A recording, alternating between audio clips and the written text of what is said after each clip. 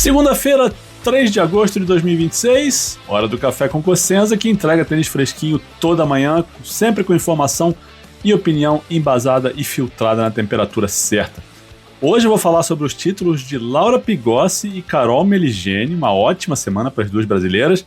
Vou falar sobre os resultados do fim de semana no circuito mundial, também comentar a primeira rodada de Montreal e depois eu respondo a uma pergunta de um apoiador sobre o calendário do tênis e por que ele é tão difícil de mudar. Na verdade, o que ele pergunta é como é que eu faria esse calendário se eu pudesse dar essa canetada, e eu tenho opiniões sobre isso. Vamos começar com Laura Pigossi, campeã do W100 de Gran Canária, fez 6-7, 6-1, 6-3 na final, em cima da turca Barefoot Cengiz, eu acho que é assim que pronuncia, não sei. Primeiro título da Laura na temporada, 13º na carreira, de simples, e primeira conquista dela desde outubro do ano passado. Ela tinha vencido um W35 em São Paulo, inclusive derrotou Carol Meligeni na final desse torneio. Sobe bastante, ela começou o torneio como 239 do mundo, ela volta para o top 200, tá evidentemente numa zona de qualifying de slam, vai poder jogar o quali do US Open. Na campanha ela passou pela Polona Herzog, que hoje é 221 do mundo, mas foi top 50, foi 6-1, 6-3 esse jogo. Na segunda rodada ela ganhou da alemã Caroline Werner, que é 262 do mundo, 7-6, 4-0 e abandono. Nas quartas passou pela Andrea Lázaro Garcia, 155 do mundo, 6-3, 6-3. Na semi passou pela Dominika Salkova, 121 do mundo, 7-5 e 6-1. E na final ganhou da Cengiz, ou Cengiz, eu não sei, que é 3-5-3 do mundo. Então, uma ótima semana para Laura, que volta a subir no ranking, excelente, excelente. Um fim de semana bom para o Brasil de modo geral, porque aí eu vou entrar nesse assunto. Carol Meligeni também foi campeã, ganhou o W35 de Pergamino na Argentina. Ganhou a final de virada da Vitória Bosio, Argentina, 336 do mundo, por 4-6, 6-3 e 6-2. A Carol começou no torneio como 338 do mundo. É o terceiro título de W35 da Carol só esse ano. Ela ganhou Buenos Aires e ganhou Cuiabá, 11º título na carreira. Ela tinha perdido da Bosio em janeiro, num W50 em Buenos Aires, foi inclusive 6-0 no terceiro set para a Argentina. E nessa campanha dessa semana ela ganhou da Julia Konishi na primeira rodada, 6-0 e 6-0, da Isabela Aguirre, 6-4 e 6-0 na segunda. Nas quartas ela ganha da Fernanda Labrani, 7-5 e 6-4, e na semi da Georgia Pedoni, 7-6 e 6-2. O único set que ela perdeu foi esse primeiro da Bosio na final. E importante aqui, tá? Eu acho que é bem relevante um tema aqui que acho que é legal de levantar quando a Carol ganha alguma coisa. Porque ela foi campeã em Cuiabá, um W35, em junho. E de lá pra cá, ela tomou 3 primeiras rodadas. Depois ela ganhou um jogo no Pinheiros, mas perdeu depois 6-1, 6-2 para o Oceano Babel. Perdeu da Naná em Vacaria. E toda vez que a Carol perde uns jogos seguidos, ou não consegue algo relevante por um mês ou 2 meses, a gente começa a ver pipocar por aí os comentários de virou blogueira, não tá pensando no tênis, já tá pensando na aposentadoria, quer ganhar dinheiro, fazer publi e tal. E o que eu vou dizer aqui agora não é nem para defender a Carol especificamente, porque eu acho que vale pro Demo, acho que vale pro Romboli, acho que vale pro Orlandinho, para todos os tenistas que postam um pouco mais, que fazem mais publi em redes sociais, que trabalham mais esse lado da carreira. E no caso da Carol, eu fico bem à vontade para falar, porque sei que ela é trabalhadora, sei que ela não tá brincando no circuito.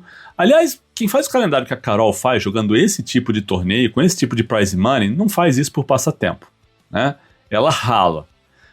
E ninguém vai me convencer que meia hora, ou que seja 1 hora, tá? Acho que não é nem isso, mas que seja 1 hora. Vocês acham mesmo que alguém tirar 1 hora do dia para gravar conteúdo para redes sociais realmente faz a pessoa perder o foco no tênis? 1 horinha? Sério? Vocês acham que alguém ganha ou perde jogo por causa disso? Tem tenista que deve passar 3 vezes esse tempo no TikTok, jogando no celular, trocando mensagem, passeando, fazendo turismo pela cidade. Cada um faz o que quer com o seu tempo livre, né? E isso não quer dizer necessariamente que a pessoa está menos investida na profissão, no esporte, no tênis, no preparo físico, no condicionamento mental, sabe? Eu lembro que tinha uma época, e acho que isso é 2010, 2011, posso estar errando por um ano ou dois, mas Marcelo Melo e Tomás Bellucci, quando eles eram muito amigos, andavam sempre grudados, eles viajavam o circuito levando um PlayStation 3 e guitarras de rock band. E eles jogavam em quartos de hotel pelo circuito inteiro, tá? E assim, você vai dizer que os dois passavam só meia horinha jogando quando se juntavam para jogar? Né? Não. Mas ninguém tinha rede social, ninguém postava, ninguém ficava sabendo. Mas, cara, o PlayStation 3, quando foi lançado, era um trambolhão, era um negócio gigante que não era fácil para levar. Né? E tinha que levar as guitarras, cabos, toda essa parafernália. Mas ninguém enchia o saco dos caras. Né? E alguém acha que isso atrapalhava os resultados dos dois no circuito? Sabe? Então, assim, não vai ser meia hora de produção de conteúdo e que seja uma hora, sabe? Porque a Carol não faz tudo sozinha, ela tem uma agência que cuida das coisas dela, que posta, enfim, né? Que edita. Cara, não vai ser isso que vai significar que a Carol, que o Demo, que o Romboli, sabe? Que não tem vontade de ganhar, que não trabalha para isso, etc e tal. Aliás, como o Demo já falou numa entrevista para mim, mas ele já falou isso em outras entrevistas também, na exclusividade minha. Mas, cara, tudo que ele faz em redes sociais ajuda a manter a carreira, né, ativa, ajuda o cara a continuar no circuito. Porque quando os resultados não vêm, ou o prize money é pequeno, que é o caso dos torneios que a Carol joga, essa grana aí ajuda a pagar viagem, ajuda a pagar técnico, ajuda a pagar preparador. Então uma coisa alimenta a outra. E era isso que eu queria reforçar com esse comentário aqui, né? Então, parabéns, Carol. Continue criando, postando conteúdo, continue fazendo seus publis, ganhando seu dinheiro e ganhando o jogo. Beleza? Antes de ir adiante aqui, tá curtindo o café, tá curtindo os comentários, minhas opiniões, o meu trabalho, dá um like, compartilha, segue o canal, quem estiver vendo no YouTube, ajuda o algoritmo a rodar, ajuda a levar o café para mais gente, agradeço de coração.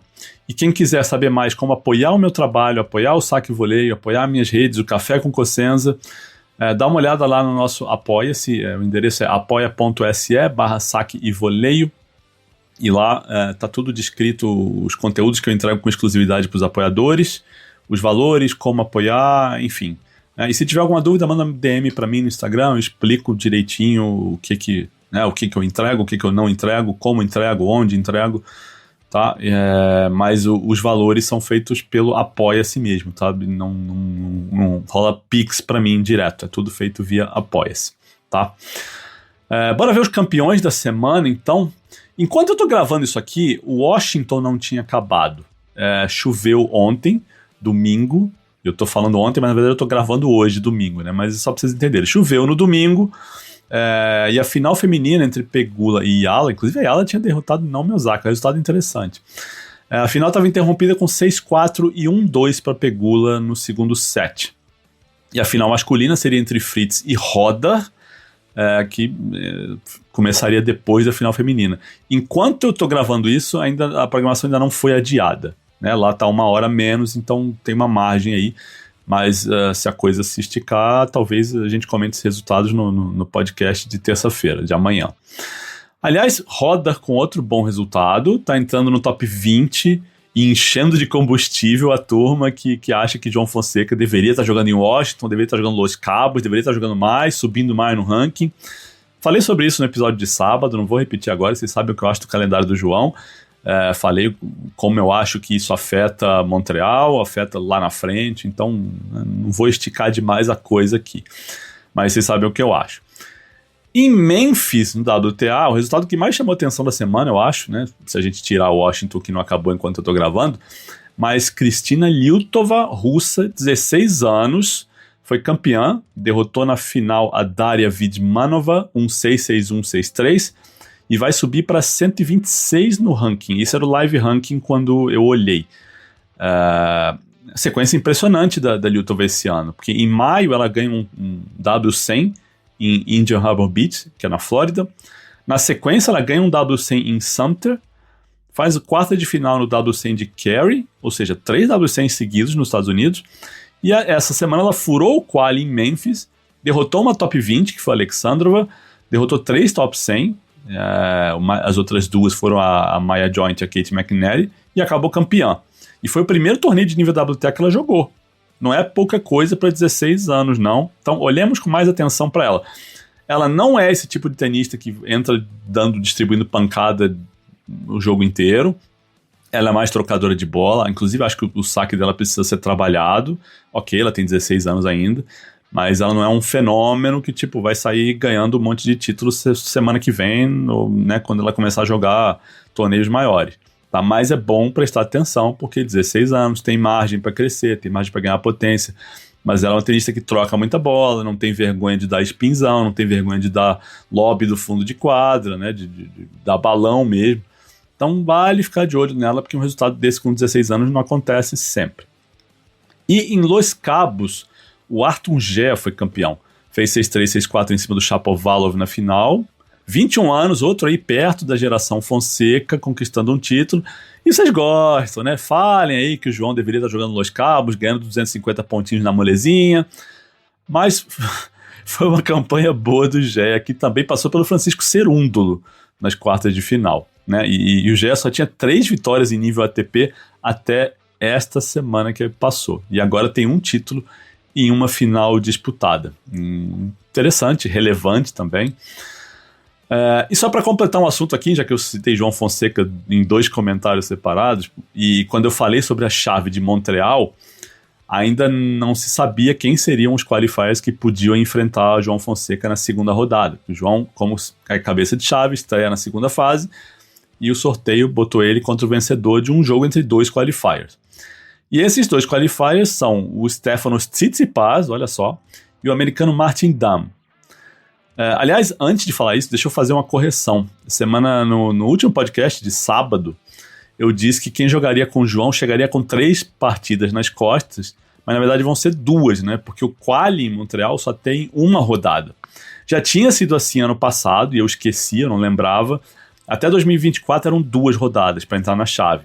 Mas aí inventaram essa mudança de calendário, espremeram Canadá e Cincinnati em 3 semanas, e o torneio do Canadá passou a ter uma rodada só de qualifying, o que não ajuda muito o pessoal lá de trás no ranking, né? Porque, aliás, para uma entidade como a ATP e para um grupo de atletas que se dizem preocupados em fazer o tênis distribuir mais dinheiro para mais tenistas, ninguém se preocupou muito com isso no quali do Canadá, né?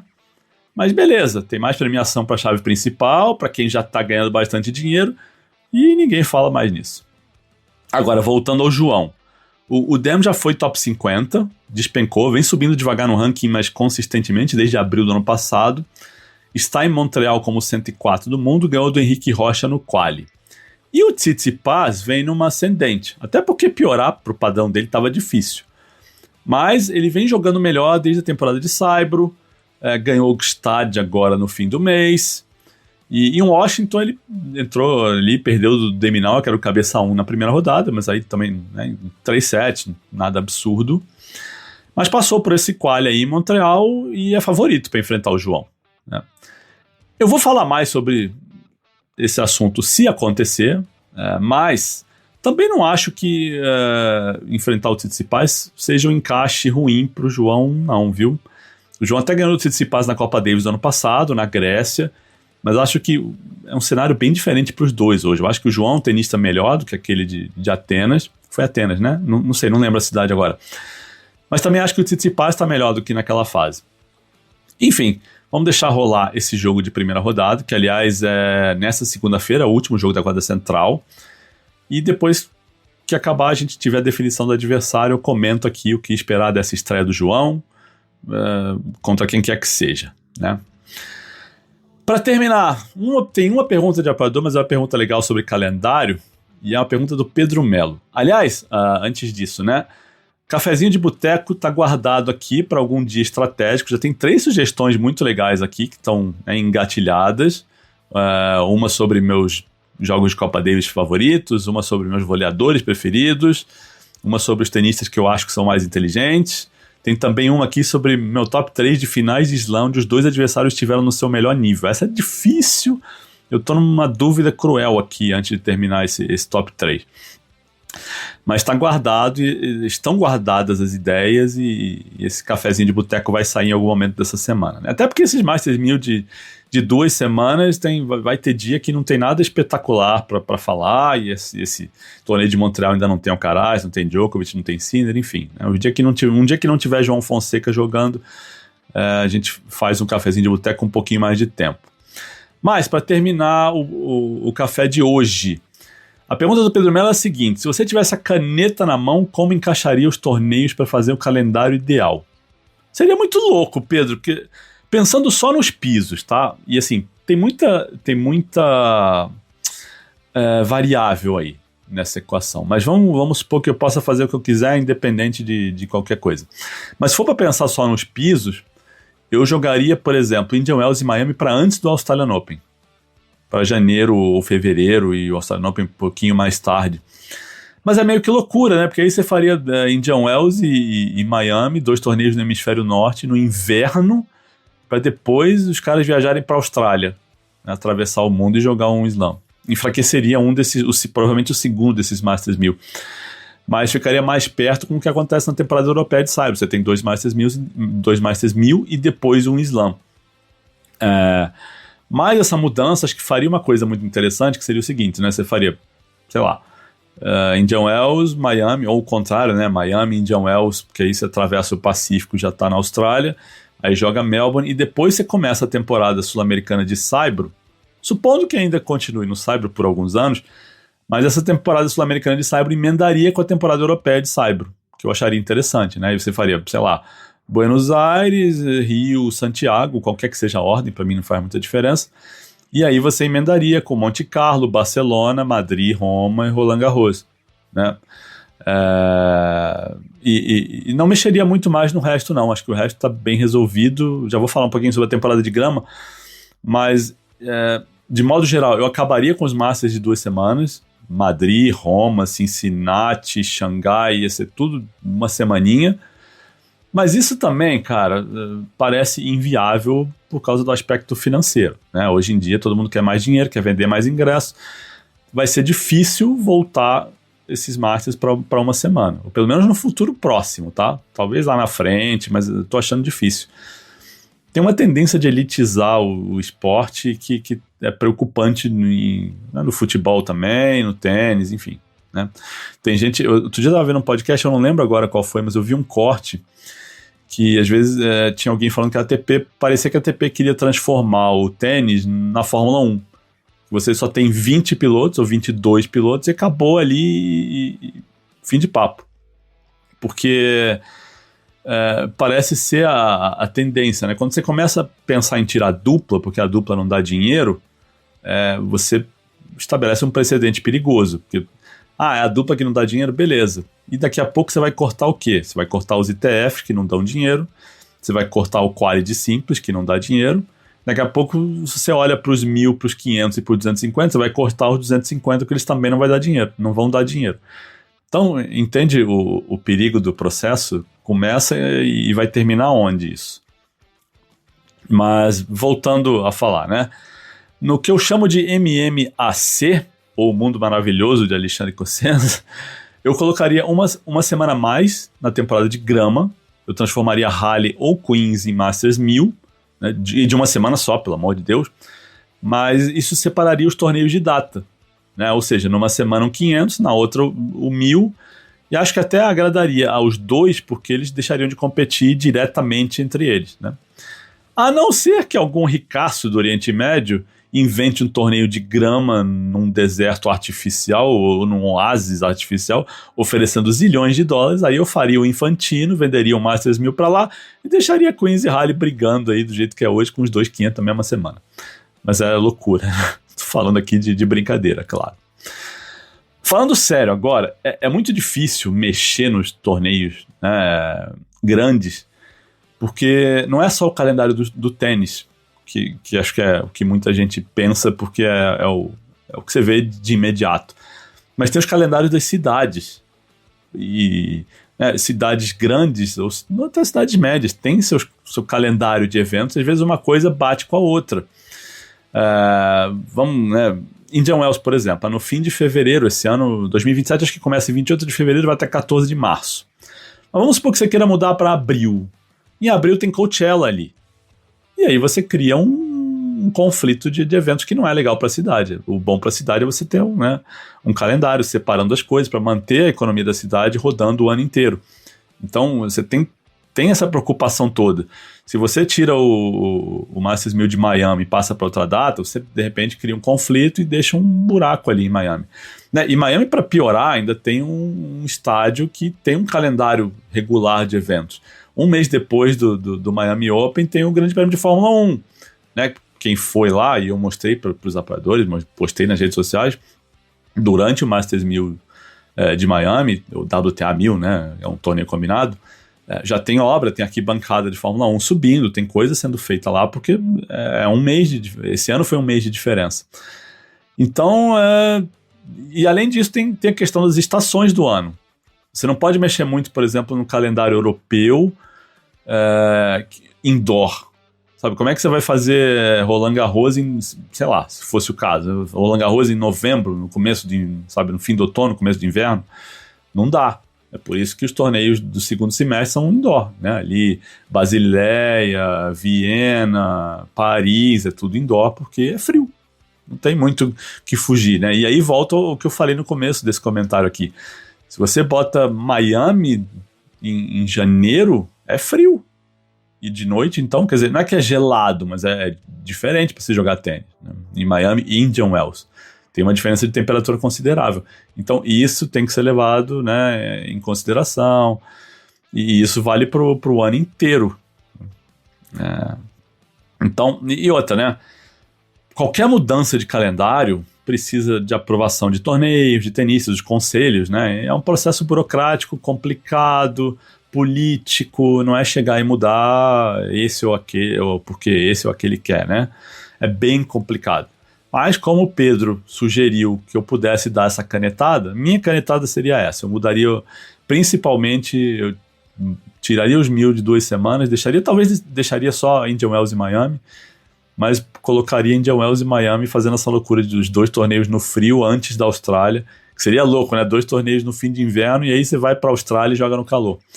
Mas, e aí tem um interesse muito sul-americano nessa mudança de calendário, porque acho que ajudaria muito a temporada de Saibro começando daqui, né? Começa na América do Sul e emenda com a da Europa. Acho que traria mais gente para cá. Mas é o que eu acho. E é só uma brincadeira, gente, por favor, não levem isso a sério demais. Por hoje fico por aqui. Obrigado a quem ouviu até o fim. Voltamos amanhã falando de Tsitsipas e Dam, ou Dam, né? Vem quem vai jogar com o João.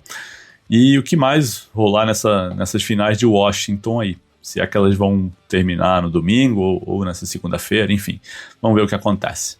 Beleza? Uma ótima segunda-feira, uma ótima semana para todo mundo e um abraço.